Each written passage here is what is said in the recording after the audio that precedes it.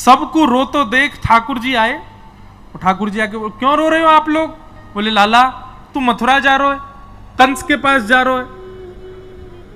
भगवान बोले 3 दिन के काजी तो जा रहा हूं, कल जाऊंगा परसों रुकूंगा, बाकी अगले दिन तो आ जाऊंगा मैं, और कल जाऊंगा परसों ही आ जाऊंगा, 2 दिन में ही आ जाऊंगा मैं तो। सब ब्रजवासी बोले लाला हम तेरे बिना एक क्षण ना रहे, आज तक जब से तेरा जन्म भयो है ऐसा कोई वृंदावन ब्रजवासी नहीं जिसने ठाकुर जी को नित्य निहारा ना हो। बोले लाला जे 2 दिन हम कैसे रहेंगे? ठाकुर जी थोड़े रूठ गए, बोले दुनिया के बालक घूमबे जामे, मोह तो ऐसा लगे तुम सबरे मुंह को घर में ही बुढ़ो कर लोगे या ब्रज से बाहर ही ना जान दोगे। अरे मैं तो बालक हूं, मेरा तो मन करे बाहर जावे को, मेरा तो मन करे घूमबे को, अरे कह दे ना परसों आ जाऊंगा, अब रोका ही को रहे हो। ठाकुर जी उदास है कि बैठ गए। तो सब ब्रजवासी बोले लाला की बात तो सही है। अरे भैया बालकन को मन करे घूमबे को, लाला को मन हेरो होगो।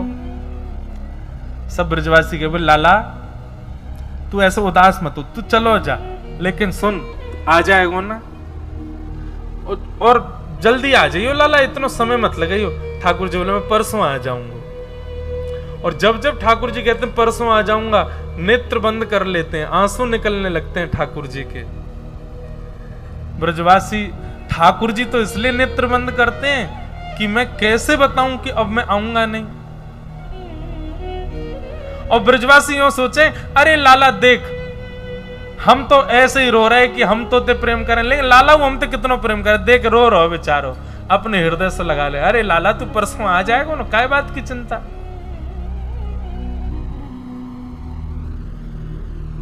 रात में यशोदा मैया के भुजा को तकिया बना करके ठाकुर जी यशोदा मैया के हृदय से लिपट करके सो रहे हैं। आंसू आ रहे हैं, बार बार यशोदा मैया के तन की सुगंधी को भीतर लेते हैं। बोले मैया मैं कैसे बताऊं कि अब मैं कल चलो जाऊंगा फिर कभी नहीं आऊंगा।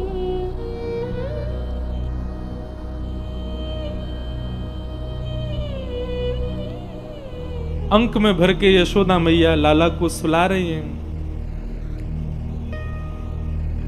और बार बार यशोदा मैया सूर्य नारायण को स्मरण करके कह रही हैं, हे सूर्य नारायण। बोल नहीं रही हैं कि लाला संग में मनी मन विचार कर रही हैं, हे सूर्य नारायण कल तुम उदय मत होई हो, क्योंकि मेरो प्राण प्रिय कन्हैया 2 दिना के काज मुझसे दूर जा रहा है। ठाकुर जी अपने आप को रोक नहीं पा रहे हैं कि मैया तो यूं सोच रही है कि मैं 2 दिना के काजे जा रहा हूं, और वाकई काजे सूर्य नारायण से प्रार्थना कर रही है कि प्रकट मत होइयो, कहीं लाला चलो नहीं जाए। मैं कैसे जाऊं व्रत छोड़ करके।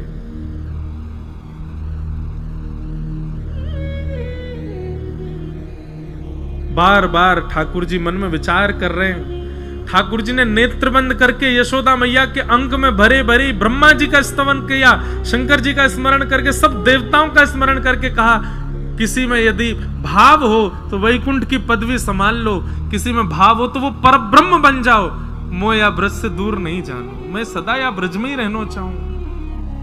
अरे भैया या संसार को कोई और संभाल लो, मेरे बस की बात नहीं है, मैं अब इन ब्रजवासिन के प्रेम में बंध चुका हूं, मैं ना ही जा सकूं यहां से दूर। 33 कोटि देवता स्मरण करने लगे, स्तवन करने लगे। लक्ष्मी जी आकर के भगवान को उनके तत्व का बोध कराने लगी और बार बार कह रही हैं कि नाथ आप सामान्य बालक नहीं हैं, आप क्यों भूल रहे हैं, मैं आपकी गृहिणी हूं, आप साक्षात परब्रह्म नारायण हैं, शंख चक्र गदा पद्म चतुर्भुज स्वरूप है आपका, आप कैसे इन ब्रजवासियों में इतने आसक्त हो सकते हैं।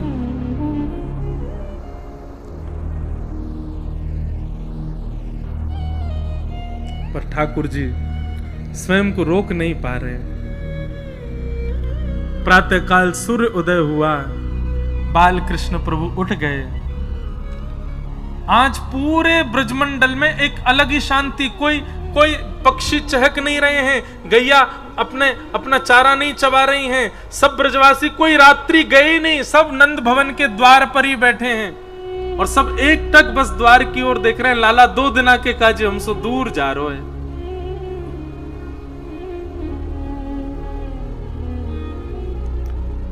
ठाकुर जी नहा धो के तैयार भये। आज अलग की एक अलग प्रकार की सुस्ती है ठाकुर जी के मुखमंडल पर, कोई सो नजर नहीं मिला पा रहे हैं। जैसे ही नंद भवन से बाहर निकल के आए, जहां तक दृष्टि जा रही है सब ब्रजवासी खड़े हैं और सब ब्रजवासी हाथ जोड़ करके कह रहे हैं, लाला तू परसों आ जाएगा ना? ठाकुर जी कह रहे हैं, हाँ मैं परसों आ जाऊंगा। और ज्यों ज्यों ठाकुर जी चरण आगे रथ की ओर बढ़ा रहे हैं अक्रूर जी के साथ, एक एक दो दो ब्रजवासी मूर्छित हो करके गिर रहे हैं, ठाकुर जी को जाते देख नहीं पा रहे हैं। तभी पता नहीं क्या हुआ, अक्रूर जी के मन में आया कि ठाकुर जी यहां सब ब्रजवासियों से मिल रहे हैं और ये सब ब्रजवासी इस भ्रांति में है कि 2 दिन में ठाकुर जी आ जाएंगे। मुझे सत्य बता देना चाहिए, सबको बताऊंगा ये तो उचित नहीं। भीतर गए नंद भवन में, यशोदा मैया का हाथ पकड़ करके कक्ष में ले गए, भीतर से चटकनी लगा करके अक्रूर जी चरणों में बैठ गए, बोले मैया आपको कछु बतानो है।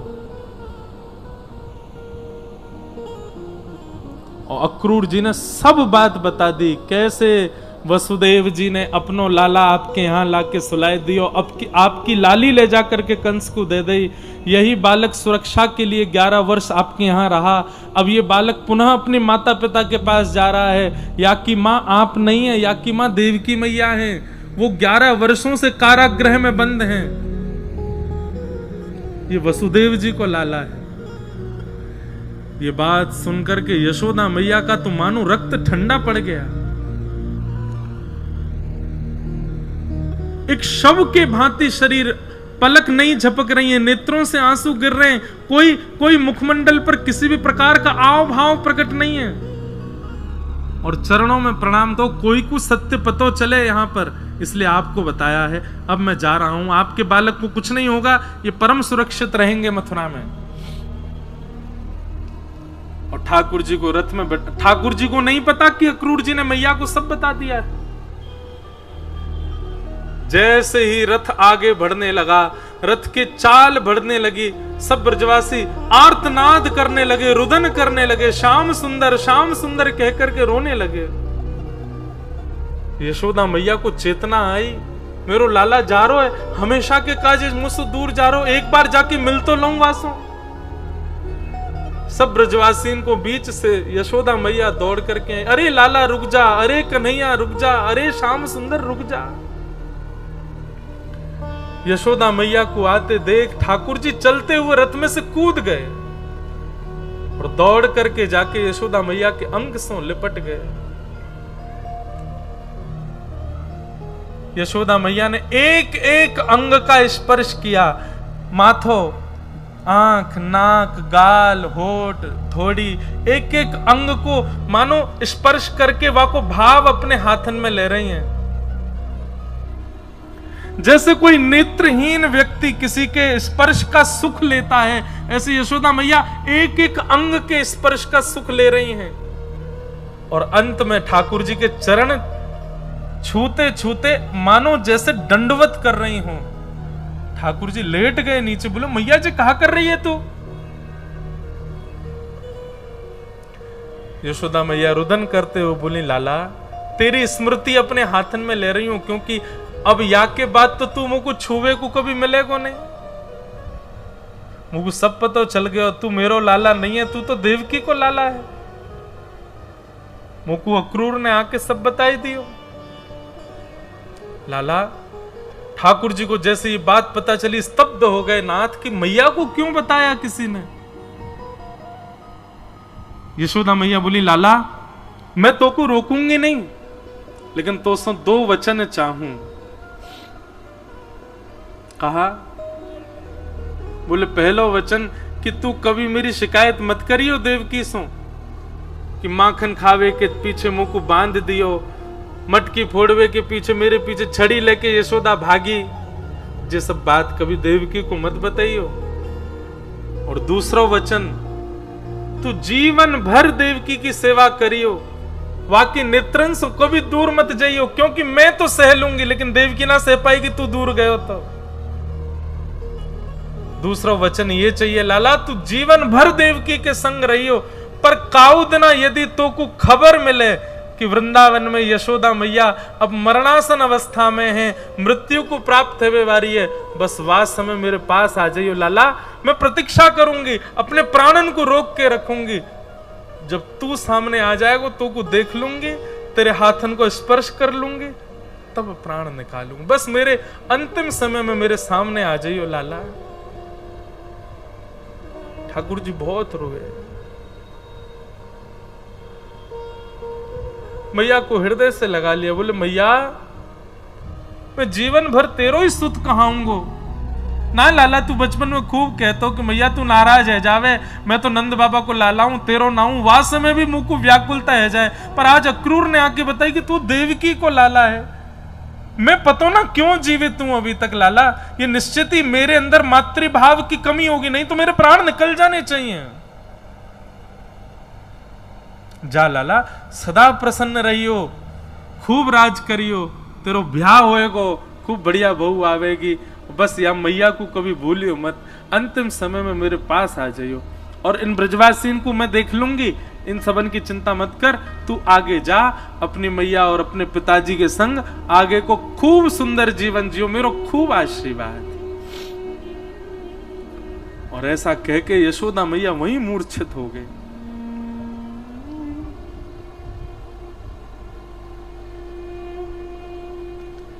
ठाकुर जी नहीं जा पा रहे हैं ब्रज छोड़ करके।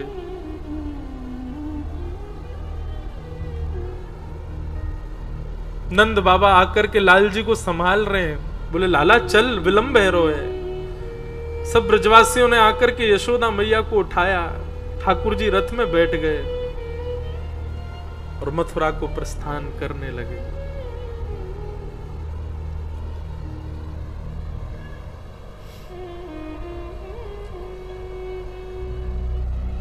कान्हा तेरी जोहत रह गई बात, जोहत रह गई। सब ब्रजवासी देखते रहे ठाकुर जी के रथ को। अब लाला वापस आ जाएगो, जे हम हमसे दूर जा ही ना पावेगो, नेक दूर रथ जाएगो, सुई कूद के आ जाएगो, पर ठाकुर जी नहीं आए। चले गए ठाकुर जी मथुरा। हमारे ब्रज के अनेक भावों में और शास्त्रीय प्रमाण भी है कि जैसे ही अक्रूर घाट आता है मथुरा और वृंदावन के रास्ता में, वहां अक्रूर घाट पे अक्रूर जी ने रथ रोका स्नान के लिए, उतने में ठाकुर जी ने 2 रूप धारण कर लिए। और 2 रूप कैसे धारण किए? एक ठाकुर जी का ऐश्वर्य रूप है, जो जगत नियंता जगदाधार पर ब्रह्म, जो राक्षसों को मारते हैं, सबके ऊपर निर्देश करते हैं, वो ऐश्वर्य रूप धारण किया। और एक ठाकुर जी ने प्रेम स्वरूप धारण किया, जो यशोदा मैया के हृदय के लाल जी हैं, जो गोपीन के लाल जी हैं, जो किशोरी जी के लाल जी हैं। ये 2 रूप धारण किए, एक ऐश्वर्य रूप है और एक प्रेम स्वरूप है।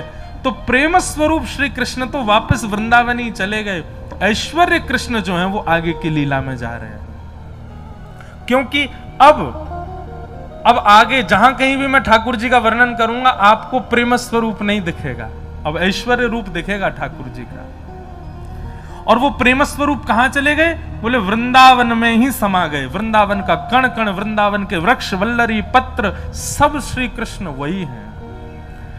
तो ब्रजवासियों को ऐसा अनुभव होता है, वृक्ष पे बैठे हैं, ब्रजवासियों को अनुभव होता है यमुना जी में घूम रहे हैं, ब्रजवासियों को अनुभव होता है गैया चरा के जा रहे हैं, पर वो अनुभव ही होता है। क्यों? पूरा वृंदावन ही श्री कृष्ण बन गए, नंद नंदन कृष्ण। वृंदावनम परित्यज्य पाद मेकम न गच्छति, एक पैर भी ठाकुर जी वृंदावन से बाहर नहीं रखते कभी भी। इस प्रकार ठाकुर जी की लीला हुई। अब हम जल्दी जल्दी कह दें, भगवान मथुरा आए। मथुरा में आते सबसे पहले भगवान एक धोबी के पास गए, कंस के कपड़े धो रहा था। भगवान बोले हमको लत्ता दे दे बढ़िया वारे। कंस के धोबी ने कहा अरे चल भाग यहां से, हमें सब पता है तू कौन है, तुझको मथुरा क्यों बुलाया। मधुमंगल श्रीदामा ये गए थे मथुरा तक भगवान के संग। मधुमंगल बोलो लाला जी ज्यादा ही अपमान कर रहे हो, जाके पूतना बारे हाथ दिखा दे अपने। सोई ठाकुर जी ने एक हस्त प्रहार किया, धोबी मर गया। कंस के कपड़े ठाकुर जी ने पहन लिए, सब ग्वाल बालन ने पहन लिए। अब बड़े बड़ी भां, बड़े बड़े कुर्ता, और धोती दिखी ही नहीं रही है, कुर्ता में ही समा गए ठाकुर जी।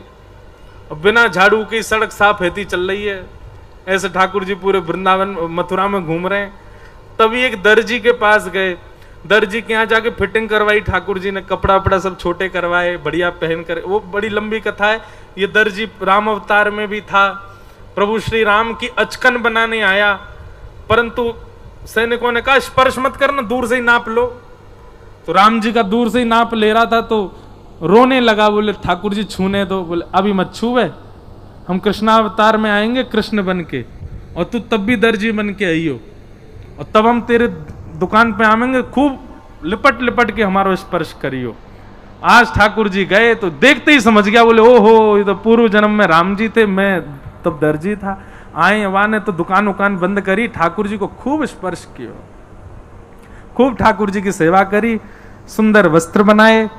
एक माली के यहाँ जाके भगवान ने माला पहनी, कुब्जा सामने से आ रही, वहां से भगवान ने चंदन लगवायो, वाकु सुंदर स्वरूप धारण करवा के वृंदावन भेज दियो।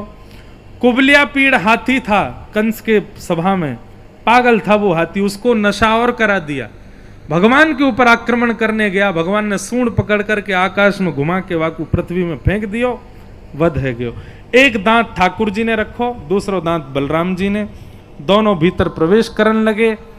तभी वहां पर धनुष रखा था, भगवान श्री कृष्ण ने धनुष उठा करके एक प्रत्यंचा, दूसरी प्रत्यंचा, जैसे ही तीसरी प्रत्यंचा चढ़ा करके खींची, बीच से धनुष भंजन हो गया। आकाश में बादल गरजने लगे, पृथ्वी डामाडोल होने लगी। कंस बोला क्या हुआ, इतनी आवाज क्यों? बोले महाराज कृष्ण आए हैं द्वार पे।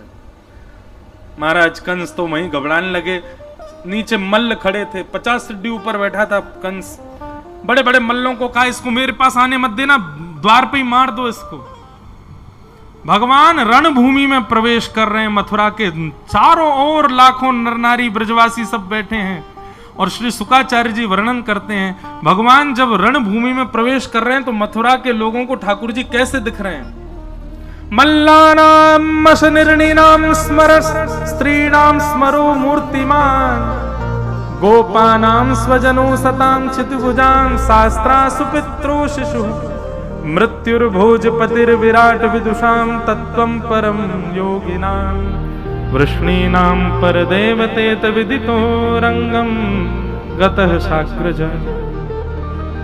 जिसकी जैसी भावना ठाकुर जी वैसे दिख रहे हैं। बड़े बड़े पहलवानों को ठाकुर जी पहलवान दिख रहे हैं, छोटे बालकों को ठाकुर जी बालक दिख रहे हैं, कुमारी कन्याओं को ठाकुर जी अपने पति के रूप में दिख रहे हैं, बिना दांत वाले अम्मा बाबा को ठाकुर जी अपने नाती पोता के रूप में दिख रहे हैं, और 50 सीढ़ी ऊपर बैठे हुए कंस को ठाकुर जी अपनी मृत्यु के रूप में दिख रहे हैं। आई मेरी मौत।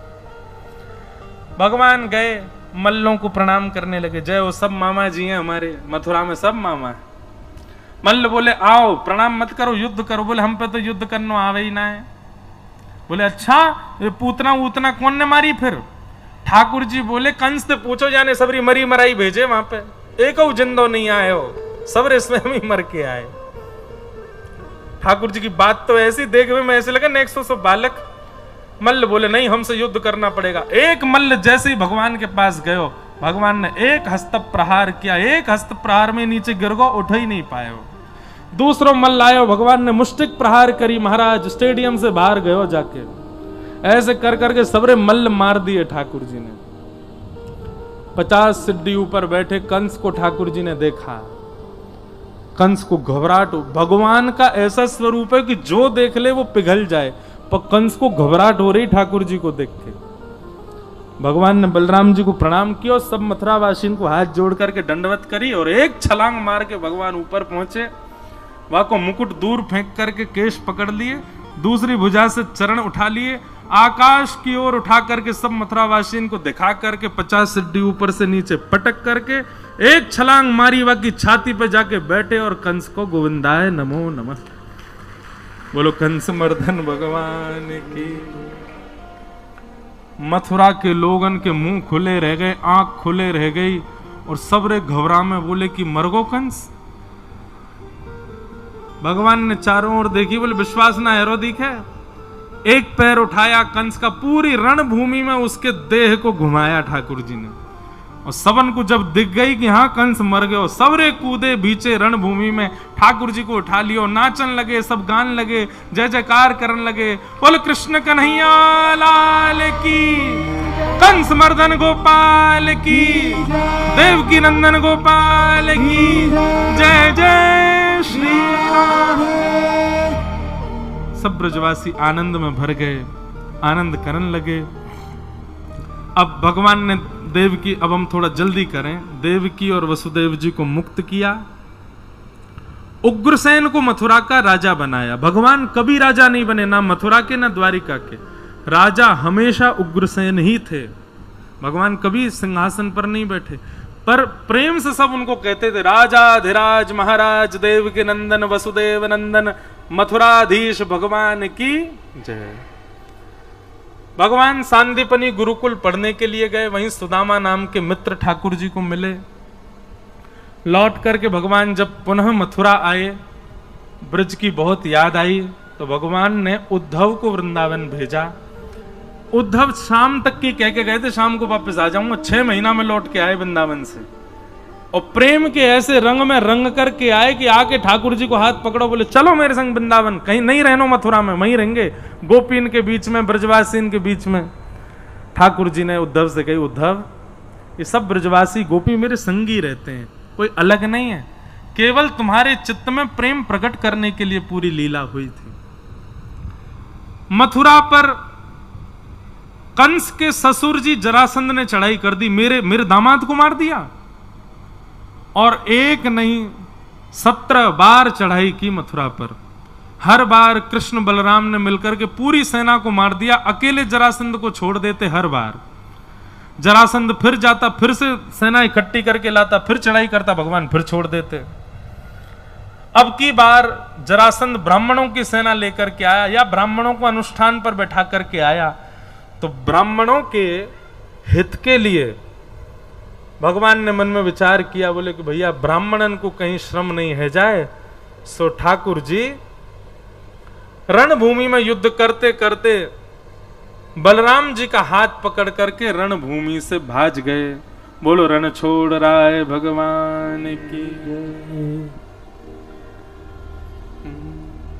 विप्रधेनु संतन के कारण रण छोड़ो ब्रजनाथ, विप्रधेनु संतन के कारण रण छोड़ो ब्रजनाथ।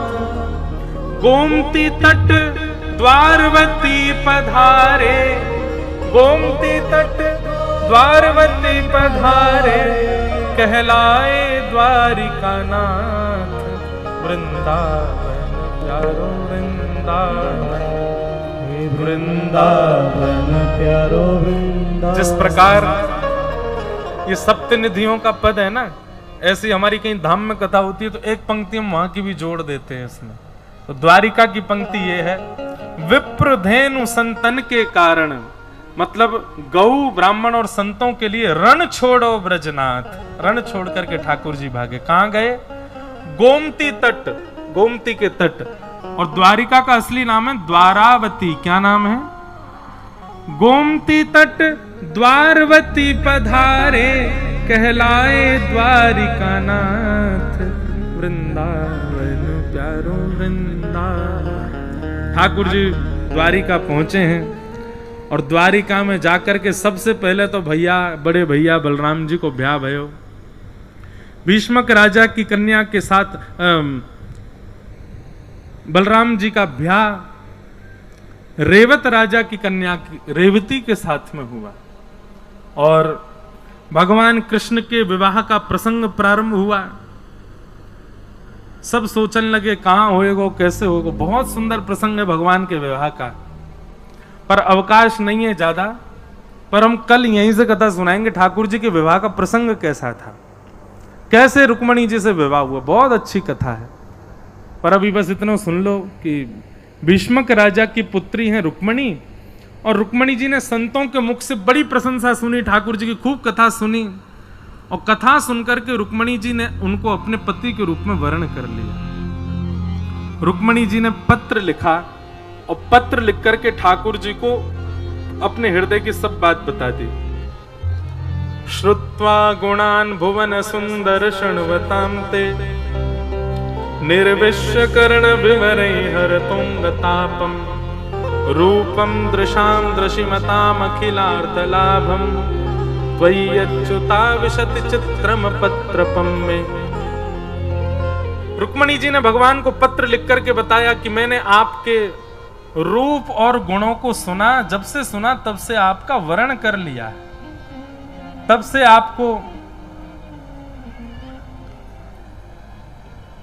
आपको अपने पति रूप में मान लिया है। आप आकर के हमारा वर्ण करो। बहुत सुंदर पूरे 7 श्लोक हैं रुक्मणी जी के। एक एक श्लोक में इतना सुंदर भाव रुक्मणी जी कहते हैं। कल हम ये श्लोक की भी व्याख्या विस्तार से करेंगे। रुक्मणी जी ने पत्र लिख करके भेजा। ब्राह्मण सुदेव नाम के ब्राह्मण गए और जाकर के भगवान को पत्र सुनाया। पत्र सुनते ही ठाकुर जी खड़े हो गए, रथ में जाकर के बैठे, सुदेव ब्राह्मण को बैठा करके सीधे कौंडिन्यपुर आए, और कौंडिन्यपुर आकर के भगवान ने, रुक्मणी जी देवी पूजा के लिए जा रहे हैं। आहा, जय जय गिरिवर राज किशोरी, जय महेश मुख चंद्र चकोरी, हो मैंने मेहंदी लगाई रे कृष्ण नाम की, हो मैंने मेहंदी लगाई रे कृष्ण नाम की, हो मैंने मेहंदी लगाई रे कृष्ण नाम की, हो मैंने मेहंदी लगाई रे कृष्ण नाम की, हो मैंने बिंदिया सजाई रे कृष्ण नाम की, हो मैंने बिंदिया सजाई रे कृष्ण नाम की। मेरा जीवन है कृष्ण, मेरा जीवन है कृष्ण, हो मेरा जीवन है कृष्ण, मेरा जीवन है कृष्ण, हो मेरा जीवन है कृष्ण, मेरा जीवन है कृष्ण, हो मेरा जीवन है कृष्ण, मेरा जीवन है कृष्ण, हो मैंने बिंदिया सजाई रे कृष्ण नाम की, हो मैंने बिंदिया सजाई रे कृष्ण नाम की, हो मैंने मेहंदी लगाई रे कृष्ण नाम की, हो मैंने मेहंदी लगाई रे कृष्ण नाम की। मेरे नैनों में गोकुल वृंदावन, मेरे नैनों में गोकुल वृंदावन, मेरे प्राणों में मोहन मन भावन, मेरे प्राणों में मोहन मन भावन, ओ मेरा जीवन है कृष्ण, मेरा जीवन है कृष्ण, ओ मेरा जीवन है कृष्ण, मेरा जीवन है कृष्ण, ओ मैंने माला सजाई रे कृष्ण नाम की, ओ मैंने माला पहराई रे कृष्ण नाम की, ओ मैंने मेहंदी लगाई रे कृष्ण नाम की, ओ मैंने मेहंदी लगाई रे कृष्ण नाम की, ओ कृष्ण नाम की, हाँ कृष्ण नाम की, कृष्ण नाम की। रुक्मणी जी देवी पूजा के लिए जा रही थी। पत्र में रुक्मणी जी ने पहले ही लिख दिया था कि परसों हमारा विवाह है, कल हम रुक्मणी देवी पूजन के लिए जाएंगी, आप कल ही आकर के हमारा वर्ण कीजिए। तो भगवान एक ही दिना में द्वारिका से कौंडिन्यपुर आ गए, और जैसे ही रुक्मणी जी देवी पूजा के लिए गईं, भगवान वहीं उपस्थित हो गए। भगवान के रूप लावण्य को देख, एक तो ठाकुर जी सुंदर, और ऊपर से ऐसा श्रृंगार करके गए, ऐसा श्रृंगार करके गए महाराज, जितने सैनिक रुक्मणी जी की सुरक्षा में थे सब ठाकुर जी को देखते ही रह गए। रूप माधुरी का दर्शन करके सब भूल गए हमको रुक्मणी जी की रक्षा करनी है। और ठाकुर जी बीच सैनिकों से रुक्मणी जी का हरण करके द्वारिका ले गए। रुक्मणी के भाई रुक्मी ने बीच में रोकने का प्रयास किया तो भगवान का थोड़ा सा उसके साथ युद्ध हुआ। बलराम जी ने आकर के शांत किया। रुक्मणी जी को द्वारिका ले गए। वसुदेव देवकी ने पूछा, लाला जे कौन है? ठाकुर जी बोले, मोए ना पता, इनते ही पूछो कौन है। रुक्मणी जी तो पूछी, आप कौन हो? बोले, आपके लाला हमारो हरण करके लाए हैं। वसुदेव जी बोले, लाला जे कोई मक्खन है जो तू हरण कर लायो है? कम से कम ब्याह तो डट के कर ले, सब चीज हरण करके करेगो। ठाकुर जी बोले, देखो पत्र, इनने स्वयं लिखो है पत्र में कि हमारो वर्ण करो। हमने तो इनकी इच्छा पूरी करी, अपनी इच्छा से हमने कछु नहीं कियो। वसुदेव जी बोले, अब इच्छा बताओ। बोले, इच्छा ये है कि अब वर्ण कर ही लिया तो इन्हीं से ब्याह करेंगे। तो वसुदेव जी बोले, ऐसे ब्याह ना होगा, लाली वापस जाएगी कौंडिन्यपुर, बढ़िया सजावट होगी, बारात लेके हम जाएंगे और ब्याह करके तब लाली को लाएंगे। भागवत जी में वर्णन है, रुक्मणी जी का पूरा परिवार राजी था ठाकुर जी से विवाह के लिए, केवल उनका भाई राजी नहीं था। क्यों? क्योंकि रुक्मणी जी के भाई रुक्मी के सखा हैं शिशुपाल, और शिशुपाल का घनिष्ठ सखा है मथुरा पर जिसने चढ़ाई की, कंस का ससुर जरासंध। तो जरासंध भगवान को अपना शत्रु मानता है। इस नाते से मेरे सखा के शत्रु हैं कृष्ण, इस नाते से रुक्मी भगवान को शत्रु मानता था। और शिशुपाल जो है रुक्मी का सखा शिशुपाल, ये भगवान की बुआ का बेटा है। इससे रुक्मणी जी का विवाह पक्का हो गया था।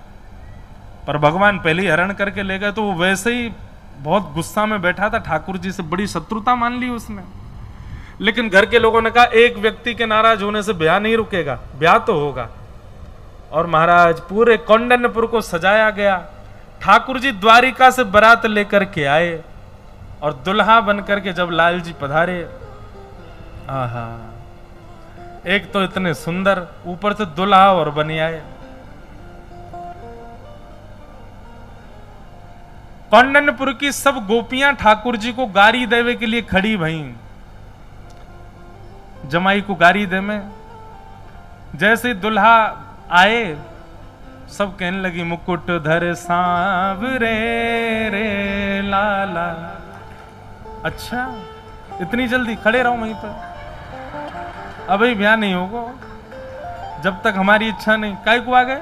खड़े रहो वहीं पर। कह रहे हैं ठीक है। कैसे बोले लाला। रुक्मणी जी क्या प्रतीक्षा कर रही है? ये देखो, ये आनंद है अपनों, छोटी छोटी दो लाली कृष्ण रुक्मणी बनी है। जैसे ही ठाकुर जी आए तो सब गारी देने लगी। कहा गारी दे रही हैं? मुकुट धर सांवरे रे लाला, दोए बापन के जाए। ओहो, इनके दो दो पापा जी हैं।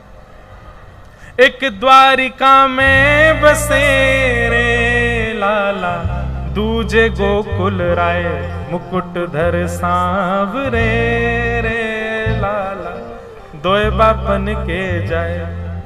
महाराज जैसे ही गारी देने लगी, ठाकुर जी अब तक तो नीची नजर करके बैठे। जैसे ही ठाकुर जी ने कटाक्ष ऊपर करके उन गोपीन को देखो जो गारी दे रही, सबरीन की जीभ कट गई, दांतन के नीचे आ गई ठाकुर जी को रूप देखते ही। और ठाकुर जी को गारी देनो भूल गई, सबरी भीष्मक राजा को गारी देने लगी, रुक्मणी जी के पिताजी को गारी देने लगी। ऐसी ठाकुर जी की अद्भुत छटा। सब लोग नाच रहे हैं, गा रहे हैं, सब लोग सांवरिया बोलियो मेरे पीछे हैं। हो मोहे प्यारो लागे सांवरिया। अच्छा देखो, ऐसी बारात देखी आपने? अकेलो दुल्हा है और एक भिंडला सखी संग में। भाव से दोनों भुजा उठा के गाओ, सांवरिया बोलियो। मोहे प्यारो लागे सांवरिया, मोहे प्यारो लागे सांवरिया, आज दुल्हा बने हैं सांवरिया, वो बड़े सुंदर सजे हैं सांवरिया। सावरिया ओ बड़े चोखे सजे हैं सावरिया ओ बड़े प्यारे लगे हैं सावरिया मोहे प्यारो लागे सावरिया मोहे प्यारो लागे सावरिया ओ मोहे प्यारो प्यारो लागे सावरिया ओ ये तो द्वारिका के राजा सावरिया ओ ब्रज के हैं ग्वाला सावरिया ओ आज दुल्हा बने हैं सावरिया ओ बड़े सुंदर सजे हैं सावरिया मोहे प्यारो लागे सावरिया मोहे प्यारो लागे सावरिया मोहे प्यारो प्यारो लागे सावरिया ये तो वसुदेव लाला सावरिया ओ नंद जी के है लाला सावरिया ओ मथुरा के राजा सावरिया ओ आज दुल्हा बने हैं सावरिया मोहे प्यारो लागे सावरिया मोहे प्यारो प्यारो लागे सावरिया मोहे प्यारो लागे सावरिया अब ठाकुर जी की भैया जयमाल है रही है, झटपट करो भैया, जल्दी, समय नहीं है ज्यादा, झटपट कर दो भैया हैं। और पहली बरमाला रुक्मणी जी डाल दो ठाकुर जी को। हाँ, रुक्मणी जी पतो ना है कि मैं ही रुक्मणी हूं। बोलो रुक्मणी रमण भगवान की। और ठाकुर जी ने वो पहना दी रुक्मणी जी को। जय हो, बधाई हो, बधाई हो, बधाई हो। अब देखो, कोई को बुरी लगे सो लगे, पर हमारे काज तो भैया ये राधा और श्री ठाकुर जी, हमारी रही तो राधा रमन है। हमारे यहाँ तो ब्रजमंडल में रुक्मणी जी थोड़े, किशोरी जी तो ब्याह हुए।